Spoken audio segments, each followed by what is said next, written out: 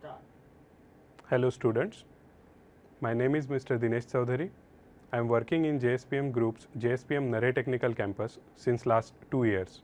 With the experience of 10 years in industry as well as teaching, I have variety of subjects taught for students for many years. Today what we are going to discuss is all about systems or basics of mechanical engineering, which is very much essential for all the students of all the branches, whether you are from Mumbai University, Pune University, Nagpur University or anywhere else. Basics of mechanical engineering are taught in every basics of mechanical engineering is taught in every university to understand what basic things in mechanical engineering, because wherever you are or your discipline is, whatever your discipline is, you should understand what mechanical basics are, because though you are from computer branch or electronics branch, you are going to drive a vehicle which is manufactured by a mechanical engineer. So today what we are going to learn is all about power plants and the energy generation systems. Start. In this particular topic, Introduction to Power Plants, we are going to learn what types of power plants are. Basically, we are going to learn thermal power plant engineering for that. As we know that energy is needed for the technological growth of any nation, and to generate the electricity, we need different kind of power plants. In India, we are having thermal power plants, hydroelectric power plants, nuclear power plants, which generates more than 80% of electricity requirement of our nation. Solar power plants, wind power plants and tidal power plants are also used in India, but they are very less, or the capacity of generation of those power plants is also very less, that is around 15% of total generation of electricity. Let's start with thermal power plant, and we will see the images behind in the background are animation of thermal power plant.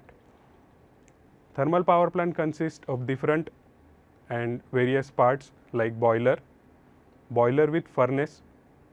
Sometimes we call boiler as steam generator also. Then we have condenser, steam turbines, cooling water tower and stacks. We use different kind of boilers with the different kind of furnaces included in it. When we have different type of boilers, similarly we have different kind of steam generators also. We call boilers as steam generators because the steam is generated inside the boilers. When the furnace is fired or lighted, the temperature is increased, and the increased temperature of water make it boils. The steam is generated and that steam is passed to steam generators. That steam is passed to superheaters.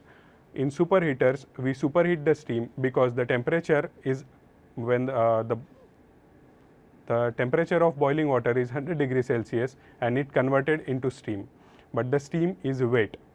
That wet steam may corrode the blades of turbine. That's why we need to superheat the steam. To use the superheater to make the steam dry, we use superheaters. Those superheaters make the temperature raised and the steam dry. That steam from superheater is passed to turbines. These turbines are mainly steam turbines, where the jet of that particular steam is impacted on the blades and those blades starts rotating. At the one end of those turbines, a generator is provided.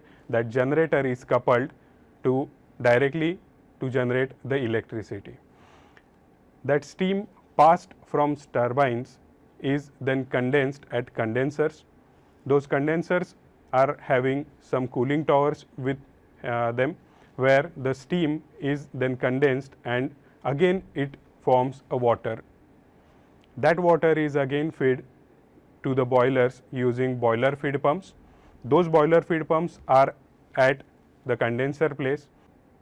We use stacks or chimneys to pass the flue gases up high in the air to avoid the pollution pollution created during the boiler furnace, where we actually burn the coal or oil or conventional fuels. To avoid the pollution, we use stacks. Hope the concept of thermal power plant is cleared with this small effort from my side. Thank you.